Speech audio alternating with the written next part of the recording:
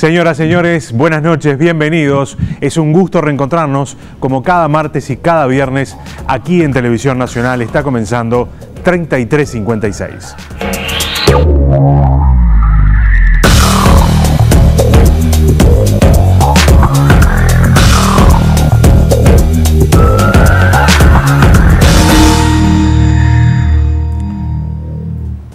Dos asuntos motivaron el programa de esta noche.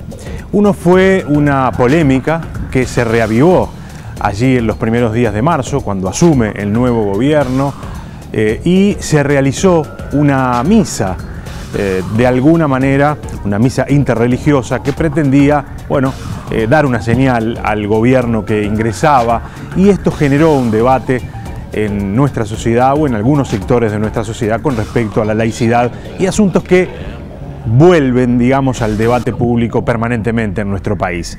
El otro asunto, la publicación de esta investigación, Políticas Antigénero en América Latina, Uruguay el mal ejemplo, realizada por Liliana Brasíscas, Santiago Pujol, Nicolás Iglesias y Stephanie Kreger, que de alguna manera mezcla la política, la religión, cómo se ha ido avanzando en materia de algunas políticas públicas para incluir a colectivos que han sido históricamente de alguna manera dejados al costado, y cómo estas políticas que se instrumentaron en Uruguay han tenido una fuerte reacción en algunos grupos religiosos en nuestro país.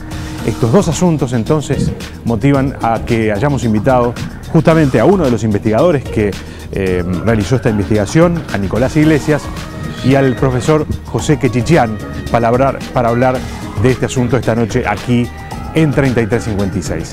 Lo primero, presentar el tema de hoy poniéndole un poquito de contexto.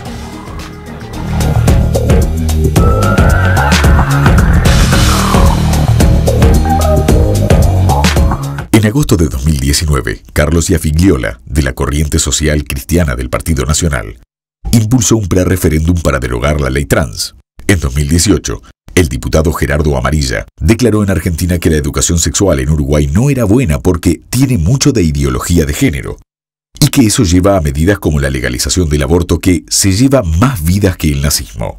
Durante la campaña electoral recientemente finalizada fue Cabildo Abierto, la nueva expresión electoral, quien utilizó abiertamente esta denominación a partir de los dichos de su candidato y actual senador Guido Manini Ríos. Manini señaló en reiteradas oportunidades que, si bien respeta las luchas por la igualdad de oportunidades y de derechos, no está de acuerdo con la ideología de género. La igualdad de derechos del hombre y la mujer no está en discusión, somos los primeros en propiciar. Yo, en lo personal, no estoy de acuerdo con algunos aspectos de la ideología de género en cuanto a que establece el sexo es una construcción social y no es algo biológico. Yo tengo mis diferencias, creo que la enseñanza de la ideología de género no debería reemplazar la función que por constitución le corresponde a los padres en cuanto a la educación de sus hijos.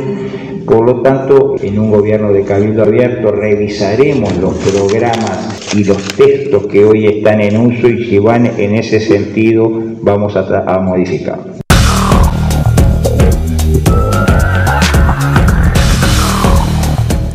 En la segunda parte del informe vamos a ver y adelantar algunas de las líneas de trabajo que se propusieron Liliana Brasíscas, Santiago Pujol, como les decíamos, Nicolás Iglesias y Stephanie Kreger, para esta investigación que recoge algunas cosas que pasan en Uruguay, recogen la experiencia de nuestra América también en esta materia.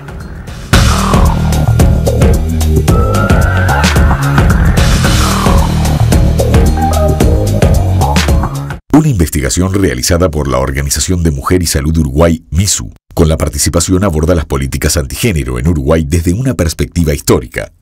Lo que sucede en el país es consecuencia, afirman, de un fenómeno que se viene extendiendo en la región desde hace años. El estudio muestra que en el año 2009 se puede situar en Uruguay el primer momento de condensación, o hito que mostró de forma evidente las sinergias entre los actores religiosos, sociales y políticos que se oponen a la agenda de derechos. Sin embargo, antes ya se veían en el escenario público grupos de expresiones católicas y evangelistas contrarias a la ideología de género. Para Liliana Brasinskas, directora de MISU, la gran habilidad de quienes intentan imponer el concepto ideología de género es que no lo definen. Es un concepto vacío de contenido que no asignan a los movimientos sociales que impulsan políticas de género. ¿Qué les sirve para elaborar una nueva narrativa que no los exponga a explicar un sistema de opresión de desigualdad de género que es la base de la sociedad occidental cristiana en la que vivimos? Hoy, en 3356, intentaremos profundizar en la temática y abordarla tomando este estudio de MISU e intentando hacer foco en el proceso histórico nacional y mundial para entender la situación actual y el rol de las iglesias en este proceso.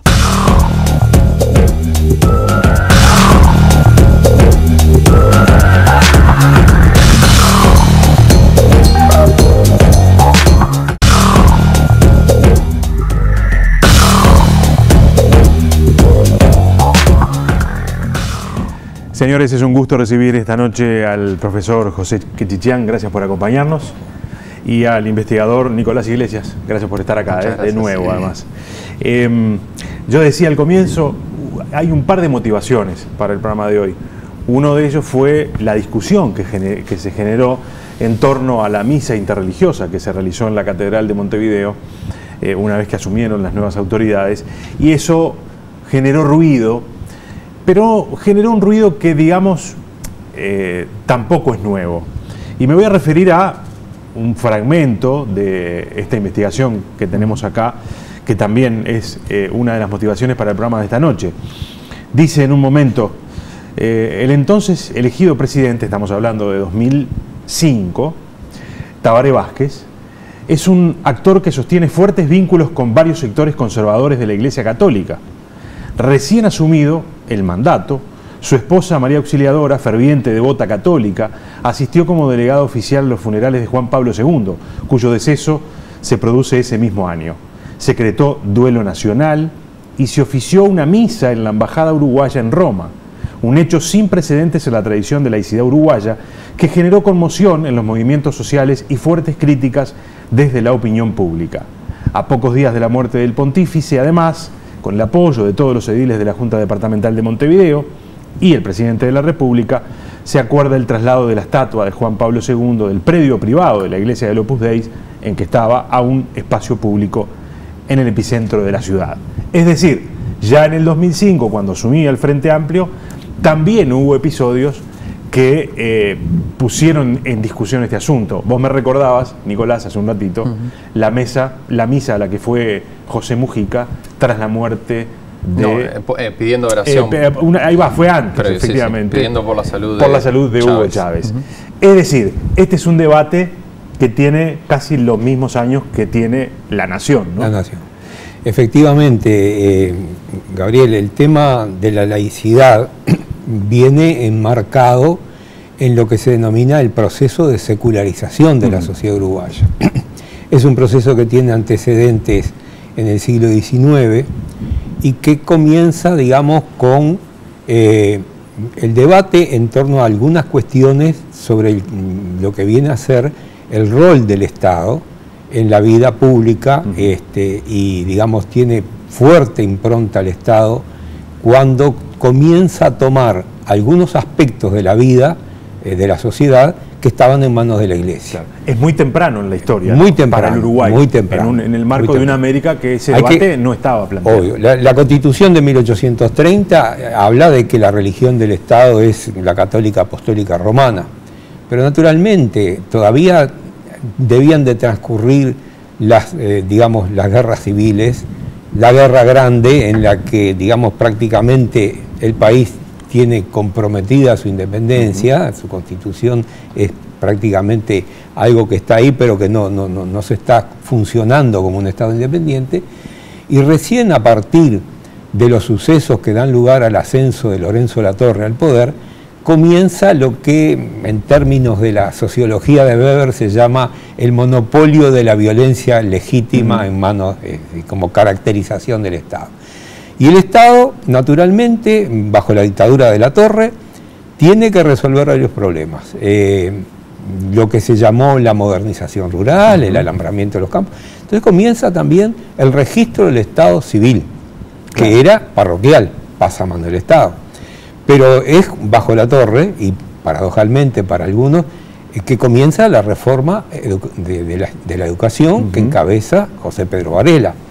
Es bajo esa circunstancia que los matrimonios, por supuesto, todo eso pasa, los matrimonios, las defunciones, la muerte, ¿no? La muerte, que era patrimonio de la Iglesia. La vida y la muerte pasan a ser fenómenos integrados a la actividad del Estado como tal. Digamos que estos son elementos que van a empezar a jugar y básicamente comienza una controversia con la Iglesia Católica. Particularmente tiene un protagonismo fuerte el obispo Jacinto Vera, que ha sido nombrado en 1859 y que tiene, digamos, una postura antiliberal, que entiende que para hablar, y hay varios ejes temáticos, para hablar de patria hay que hablar de Dios y patria. Para hablar de educación hay que hablar de educación con la religión y con Dios. Es decir, la descatolización es vista como algo absolutamente inconducente que va a disolver las mejores costumbres morales, etcétera, a disolver la sociedad. Y frente a este discurso... quiero detenerme en esto porque vamos a ver algo después en el próximo bloque que es increíble, porque la línea temporal nos va a llevar inmediatamente a este tiempo que vos decías, 1800... 1859 comienza el obispado de Jacinto Vera. Pero la discusión permanece. Ya les adelanto que lo que vamos a escuchar en el próximo bloque, si uno tirara una línea, estaríamos diciendo, bueno, esto pasó allá, y sin embargo pasó hace relativamente poco tiempo. Pero perdón, porque no quería perderme ese detalle. Perfecto. Entonces hay una serie de elementos que entran a jugar. En realidad, el país comienza bajo la constitución de la consolidación de la propiedad de la tierra, con el alambramiento de los campos, el registro de marcas y señales del ganado, y la ley de educación, la primera ley, la de 1877, comienza un proceso de ordenamiento institucional del país. Y naturalmente la disputa del espacio público, la disputa de la mente. Es decir, la Iglesia pretende hegemonizar esto. ¿Quién levanta otro discurso? Son las élites cultas del país. El país nuestro tiene una presencia fuerte de ideas liberales, ideas que incluso arraigan mucho durante la Guerra Grande. La Guerra Grande es el Montevideo sitiado, es el Montevideo liberal, garibaldino, francés, masón, unitario, al decir de Barran. Y bueno, desde allí germina todo un conjunto de elementos, digamos, de pensamiento que levantan la idea de que el Estado debe tener un papel rector en el ordenamiento de la educación, fundamentalmente de la educación, y luego naturalmente van a haber otras disputas que tienen que ver con, digamos, qué se entiende por el concepto de patria, de patriotismo, patriotismo asociado a Dios y la religión, o patriotismo como concepto laico, que es el que va a levantar la élite culta. Esa élite, digamos, tiene dos focos. Hay un pensamiento católico, digamos, en lo que es la historiografía o en la cultura, Francisco Bauzá, historiador, o Juan Zorrilla San Martín, etcétera, pero está, por otro lado, todo el pensamiento de Ramírez, digamos, de un conjunto de figuras intelectuales que defienden el liberalismo clásico, la idea de un Estado que debe ser neutral y debe ser laico. Claro. ¿Cómo se identifica mucho en el Uruguay digamos, la laicidad o digamos, la separación efectiva de la Iglesia y del Estado, o al menos el relato por la verdad histórica en el primer gobierno de José Valle Ordóñez? Sin embargo, es anterior esta disputa, ¿no? Sí, la disputa de los grupos que se podría decir como el frente anticlerical que se construye con las vertientes liberales, masonas, anarquistas también, también luego socialistas y también protestantes, que comulgaban en la separación de las esferas, total libertad del Estado, de las religiones, y total libertad de las religiones del Estado. que es un principio que digamos que es muy arraigado en la modernidad y también por la libertad de culto de las minorías religiosas, defendido frente a una posible, que era existente hasta ese momento, hegemonía católica, y en la educación, que siempre es uno de los campos de disputa, claro. la educación, si es laica o si es confesional. Pero siguiendo la línea de lo que decía el profesor Kechichán y trayéndolo un poco más también a temas de actualidad, es importante que el Estado y la religión, o la Iglesia, y el Estado se disputan el gobierno de las almas, diría Foucault, el gobierno de las almas y los cuerpos. O sea, que tiene que ver con los registros de nacimiento, muerte, pero también tiene que ver con la sexualidad, tiene que ver con, claro. con el dominio también de la moralidad. Y me parece que hay muchos elementos, ¿no?, que nos ayudan a comprender que es un proceso de mutua legitimación. Porque lo que mencionabas al principio, o sea, no es solo cosas de gobiernos que uno podría catalogar de un signo de izquierda o de derecha, sino que hay un proceso de legitimación mutua entre la política y la religión. Que claro, por nuestra tradición laica lo hemos visto que separado y podríamos decir hemos vivido los beneficios de una laicidad donde las religiones no intervienen, por ejemplo, en los partidos políticos o en la contienda político-partidaria, pero sí no hay que desconocer que muchas veces la política precisa legitimarse en la religión y viceversa. Para ponerlo en otros ejemplos que podrían ser bien claros hoy en día. Por ejemplo, el Papa Francisco tuvo y tiene un importante diálogo con referentes latinoamericanos y ha hecho visitas e intercambios simbólicos. Por ejemplo, cuando visitó a Evo Morales, que intercambiaron una Biblia y Evo le regaló una cruz y un martillo, sí, con Correa. También ahora el acercamiento con el gobierno de Fernández y no tanto la cercanía con el gobierno de Macri. Y por otro lado, grupos de lo que podríamos denominar neopentecostales, pentecostales o conservadores evangélicos, que han tenido una fuerte influencia en la victoria de Bolsonaro, en la victoria, bueno, de lo de Trump. En Estados Unidos es una historia un poco o bastante más larga, pero sí hay juegos de legitimación mutua y del uso del discurso religioso, porque a veces uno tiene que diferenciar también lo que son las creencias del uso claro, del argumento religioso para sostener una postura. Escuchábamos las palabras de Manini Ríos en la introducción y vemos que, por ejemplo, en el discurso de Cabildo Abierto hay muchos de estos elementos de patria, de nación, de una defensa de los valores tradicionales, que no son... que podrían ser leídos de un discurso laico, conservador, por decirlo de una manera, pero muchas veces están tenidos de elementos religiosos. Claro. Y también, cuando uno va a la historia muy reciente vinculada a la laicidad, también hubo discusiones en los años anteriores, por ejemplo, sobre la realización de misas, la misa del ejército en la catedral, sobre la conveniencia o no del uso del uniforme y la invitación oficial por parte del ejército a la misa. También hubo discusiones cuando Mujica participó en la misa de Chávez. Por eso hay que ver que no todo tiene un signo necesariamente político partidario en un solo sentido, pero sí claramente nuestro país tiene una herencia que la asociamos directamente al vallismo, que hizo una separación que apunta también a una igualdad de las religiones y de los cultos, a una neutralidad del Estado.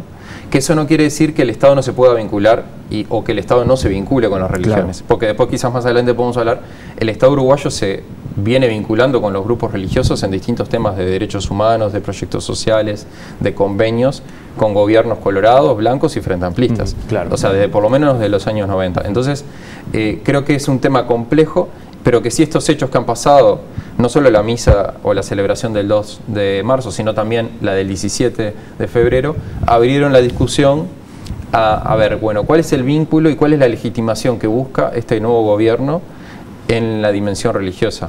Si es que la busca, ¿con qué actores la busca? Claro. ¿Cuáles son los actores que están representados a nivel religioso en el nuevo gobierno también? O cuáles son los intereses también que tienen algunos grupos religiosos de imponer asuntos en la agenda política del próximo gobierno. Sí. No. Y también digamos que hay algunas autoridades y algunos nombramientos en el nuevo gobierno que son personas que tienen una vinculación religiosa. También las había en el Frente Amplio, estuvo, no sé, parece el padre Mateo Méndez, adelante del CIRPA, Fernando Rodríguez en el INAU, que es un pastor protestante. O sea, no es que no hay religiosos en el Frente Amplio, incluso el Parlamento actual parecería paradójico desde los esquemas de los prejuicios que generalmente los uruguayos manejan. El Parlamento actual tiene quizás más diputados cristianos practicantes en el Frente Amplio que en el Partido Nacional. Entonces, esto para romper un poco la vinculación del intendente de Salto, Andrés Lima, con Sí, pero en distintos sectores, no solo en el Partido Demócrata Cristiano, que está claro desde la propia fundación, pero hay senadores y diputados del Partido Socialista, de la senadora de la vertiente artiguista, en el MPP, o sea que es mucho más plural también. Pero yo vuelvo a repetir hay que ver de forma crítica cuándo se quiere usar el discurso religioso para legitimar posturas políticas y cuándo ese discurso religioso invade el espacio que debería ser democrático y republicano, digamos, y que no deberían entrar la narrativa religiosa a hacer la disputa. Que después las personas tengan creencias religiosas y que sus creencias religiosas la motiven a la acción política, sea de un signo o del otro, es entendible. Nadie puede disociar su creencia religiosa de su acción política, pero sí, otra cosa es el involucramiento de la simbología religiosa, o sea, ningún acto religioso como la oración del 2 o la del 17 puede decir que es confesional. O sea, es claramente confesional, claramente está cargada de símbolos religiosos y justamente comulga, por decir una palabra también religiosa, comulga con algunos discursos que partidos de la coalición como Cabildo Abierto y sectores conservadores del Partido Nacional, no de todo el Partido Nacional, sectores vinculados al conservadurismo religioso, vienen sosteniendo. Claro. Quiero antes de ir a la pausa, consultarlo, profesor, ¿dónde anida en el tiempo, y no solo en el tiempo, voy a utilizar una expresión a propósito, este exceso de racionalismo en el sistema político uruguayo? Bien. Que hace que rápidamente en la historia, muy temprano, se empezaran a debatir estos asuntos. En realidad, digamos, la vertiente racionalista viene por el lado del positivismo en el Uruguay. Hubo, digamos, figuras importantes que adhieren al positivismo, pero en realidad, cuando, digamos así, se materializa la laicidad y la separación de la Iglesia del Estado en las primeras décadas del siglo XX, con el gobierno de Valle Ordóñez y la constituyente del 17, en realidad el vallismo encarna otro tipo de pensamiento que se denomina un pensamiento espiritualista o post-positivista. ¿Por qué? Porque hay una influencia en Valle Ordóñez y en varias figuras del krausismo. Heinrich Krause es un pensador alemán, masón, que tiene gran predicamento en Bélgica y en España, es traducido en España y su obra llega a Valle Ordóñez a través del curso de Derecho Natural justamente de Arens, ¿no? De Heinrich Arens. El krausismo plantea algo así como una religión racionalista, un deísmo, es decir, un Dios más bien racional, filosófico, no necesariamente una religión revelada. Y ese espiritualismo, digamos, hace que Valle Ordóñez levante una prédica que tiene que ver con cuestiones de moral cívica, digamos, de una espiritualidad, de un Estado solidario. Así, quizás una expresión que englobe todo es el Estado, que los ricos que los pobres sean menos pobres, los ricos menos ricos, ¿no? El Estado como escudo de los débiles. Es decir, toda una expresión que demuestra un poco lo que después va a venir. O sea, el vallismo va a incorporar una moral laica que se enseña en las escuelas a través de decálogos, etcétera. Y bueno, incluso tiene vinculación con prédicas de las iglesias protestantes, particularmente del metodismo, de los valdenses, etcétera, que eran también partidarios de la laicidad y la separación de la iglesia del Estado, siempre y cuando, bueno, no fuera una prédica antirreligiosa, pero sí anticlerical. Quiere decir que hubo... De todas maneras, aprovecho, ahora que decís eso, se confunde mucho la prédica por la laicidad con el anticlericalismo. Exacto. Y hoy teníamos un ejemplo muy claro en el debate este que se dio en estas horas. Sí, sí. Yo decía, ¿cómo puede ser que todavía alguien piense que tratar de defender los valores de la laicidad es de alguna manera un ser anticlerical? Y hay quienes hoy lo siguen sosteniendo a partir de este debate. Pienso que eso, por el frente que se armó tan radical en ese momento, que se pujó por la separación de la Iglesia Católica del Estado uruguayo a principios del siglo XX, quedó esa asociación de antirreligiosidad con laicidad. Pero una laicidad también, no podemos comprender de forma monolítica la laicidad. Hace 100 años estábamos en un contexto cultural y religioso y político muy distinto, y estamos en un mundo mucho más plural, mucho más globalizado, conviviendo con personas con distintas creencias, que algunas serán más manifiestas, otras estarán más en el ámbito privado, pero creo que la laicidad no es algo que debe dejarse estático. También yo creo que eso es lo que genera estas tensiones, porque algunas veces también quizás se llevan adelante acciones como las celebraciones interreligiosas, pero no se generó el debate cultural que creo que el país se lo debe, y el debate cultural sobre la laicidad debe incorporar a ateos y religiosos de todo tipo y vertientes políticas diferentes, porque es algo que costó mucho tiempo laudarlo y es necesario, creo que sí, actualizarlo, pero no confundir laicidad con antirreligiosidad, porque la religiosidad es parte, primero es un derecho humano garantizado por la Constitución también, la creencia y la práctica del culto, pero también no debe usarse la libertad de culto, que eso es otro elemento que a veces desde sectores fundamentalistas se usa, la libertad de culto como un argumento para atacar los derechos humanos de otras personas, o para tener discursos que discriminen o motiven al odio basados en un discurso religioso. Por eso es un tema que es necesario plantear. Tres cosas. Yo creo que la laicidad está asociada a tres cosas: a la igualdad, a la libertad de conciencia y a la neutralidad del Estado. Sin esos tres pilares, hablar de una democracia liberal, republicana, no tiene sentido. Son tres pilares constitutivos. El Estado laico es intrínseco a un régimen democrático. Y sobre esos pilares se transforma la laicidad en un principio irrenunciable. Que haya distintos formatos de laicidad en una sociedad, en un Estado laico y una sociedad plural, cada vez más plural, es una cosa. Pero, digamos, los elementos que establece la Constitución y que marcan los ámbitos delimitados de lo que es el Estado, lo que es de la Iglesia, o lo que es la política y lo que es la religión, es una línea que no debe ser traspasada. Los invito a hacer una pequeña pausa y después volvemos.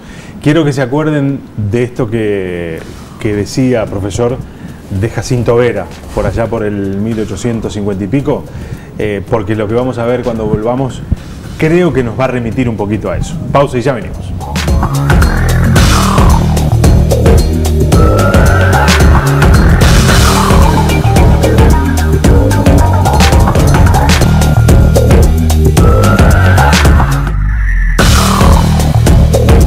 Señores, seguimos en vivo aquí en Televisión Nacional. Los invito a ver esto, pero quiero que antes me recuerde aquello que me decía de Jacinto Vera. Claro, Jacinto Vera, en 24 de febrero de 1878,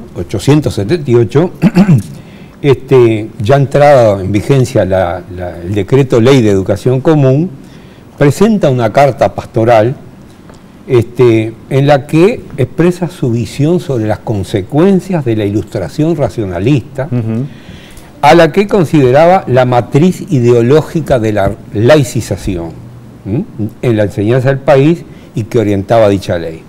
En términos generales, ¿qué decía Jacinto Vera? Se está queriendo descatolizar las conciencias y las costumbres, sustituyendo la religión moral católica por el naturalismo y la moral del deber. Entonces concluye, todos rechazan la religión católica hasta que se quedan sin Dios y sin alma. 1878. Esto es en 1878. Esto lo dijo hace muy poco, esto que vamos a ver, el Papa Francisco.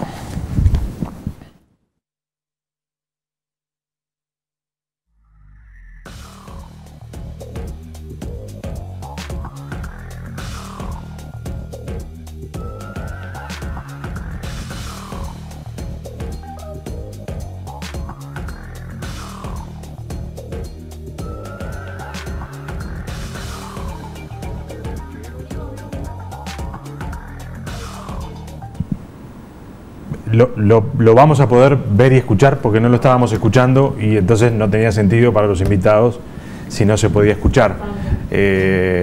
No sé, me avisan si podemos ponerlo porque por ahora no. Bueno, básicamente lo que decía Francisco ahí era esto mismo. Hablaba de las ideas foráneas, de las ideas modernas que de alguna manera están erosionando la familia, están erosionando la familia tradicional y eso de alguna manera, decía Francisco, está terminando o intenta terminar con el estado de las cosas, con el estado tradicional de las cosas, ¿no? Donde la familia era, decía textual, la base, la célula fundamental de la sociedad. Repitiendo casi textual eso de Jacinto Vera. Sí, yo creo que una cosa interesante a destacar es que hay un auge del pensamiento conservador. El pensamiento conservador nace enfrentando la Revolución Francesa.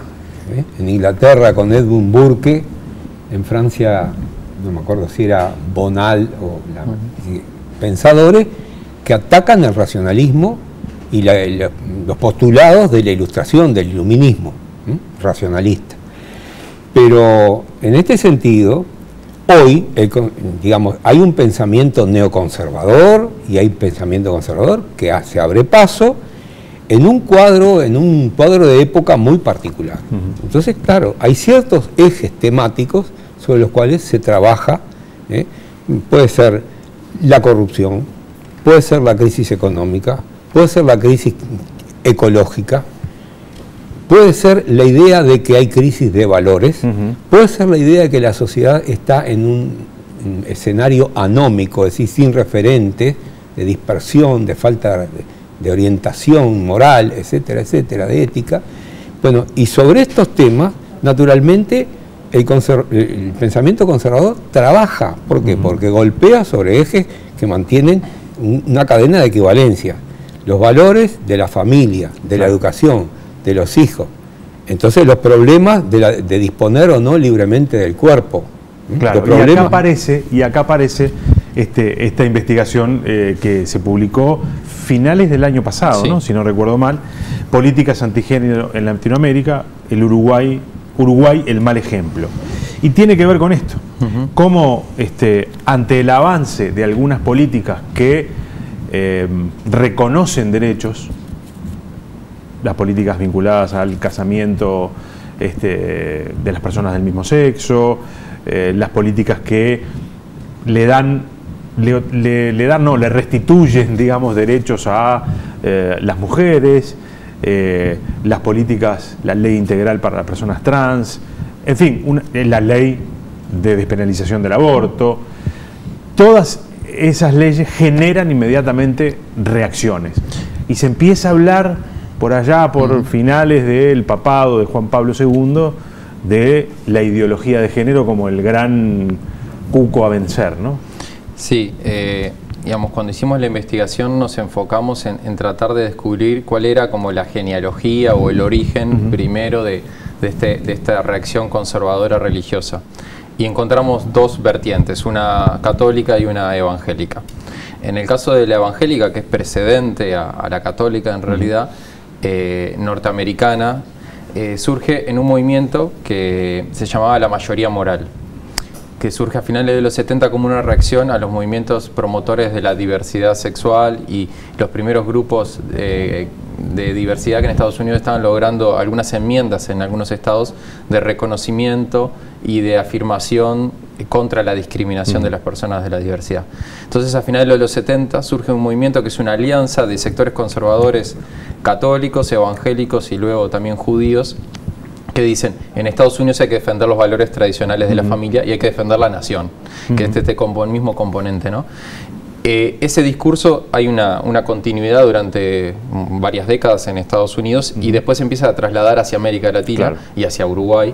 Estas mismas narrativas, estos mismos discursos, apoyados en una base religiosa, pero también en una base de una supuesta racionalidad, porque ese es otro elemento interesante. Empiezan a incorporar también el discurso científico, diciendo que la ciencia y lo natural, o pseudocientífico, pero usando autores y también formándose universitariamente en forma, digamos, más profunda, porque se dieron cuenta también que el campo del discurso religioso es acotado. O sea, para poder, digamos, transformar una sociedad no alcanza solo con la narrativa religiosa. Empezaron a usar una narrativa pseudocientífica, empezaron a tratar de usar un lenguaje laico. Eso también lo vimos en Uruguay, donde hoy en día hay una diversidad de ONGs que al principio eran las clásicas ONGs más bien pro vida, contrarias al aborto, defensoras de la familia tradicional del ámbito religioso, pero después empezaron a aparecer otros grupos de la sociedad civil organizada o de los padres, contra las guías de educación sexual o contra las guías orientadoras para los maestros, que al fin de cuentas nunca se terminan de aprobar y empezar a implementar con profundidad en las escuelas, porque siempre aparece la resistencia del componente religioso y del componente conservador que usa un discurso laico también. Entonces, estos movimientos los investigamos. Empieza en el ámbito evangélico, como dije, en Estados Unidos, y en el ámbito católico, en las primeras cartas pastorales de Juan Pablo II. Primero en los años 90, en el contexto de la Conferencia del Cairo, que la Conferencia del Cairo fue una de las reuniones más importantes que se realizó, o la más importante en el seno de los países miembros de las Naciones Unidas, donde se garantizan el acceso a los derechos de la salud sexual y reproductiva y todo lo vinculado a la natalidad y al desarrollo poblacional. Y bueno, a partir de ese contexto, en el 95, es que se empieza a hablar de familia tradicional, de una supuesta ideología, y para atarlo a esto que decía, como una supuesta colonización ideológica. Y es interesante porque este discurso de que hay una colonización ideológica, que también está presente en algunos elementos del discurso de Cabildo Abierto, donde habría una ideología que se impone desde el extranjero, como que fuese foránea, y se le atribuye a algunas supuestas ONGs que estarían financiando esta colonización. Y eso es interesante porque lo que está de fondo es que estaríamos defendiendo nuestra nación, estaríamos defendiendo nuestra patria, nuestra nación, que sería eminentemente tradicionalista o conservadora, y me parece también que desconoce que en verdad los movimientos sociales y los movimientos feministas, los movimientos de la diversidad, están enraizados también en la cultura, en este caso en la cultura uruguaya. Hay vínculos internacionales, como lo hay vínculos en todos los ámbitos de la sociedad, como lo hay en el ámbito de las iglesias. Claro, como también estos movimientos llegan en corresponsalías, digamos. Y porque estas cosas, estos cambios culturales se empiezan a suceder en todo el mundo occidental, más o menos en los mismos momentos.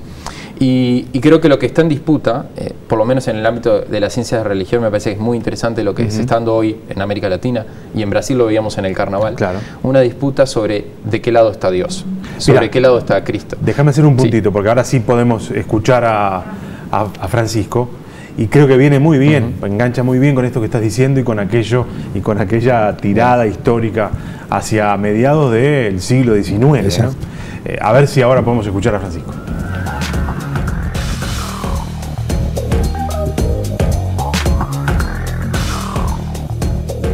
Hoy en día vemos y vivimos por distintos frentes cómo la familia está siendo debilitada,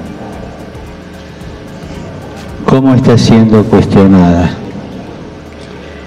cómo se cree que es un modelo que ya pasó y que ya no tiene espacio en nuestras sociedades, y que bajo la pretensión de modernidad propician cada vez más un modelo basado en el aislamiento.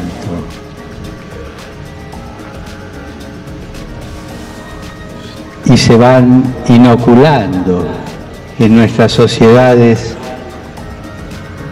se dicen sociedades libres, democráticas, soberanas, se van inoculando colonizaciones ideológicas que la destruyan, y terminamos siendo colonias de ideologías destructoras de la familia, del núcleo de la familia, que es la base de toda sana sociedad.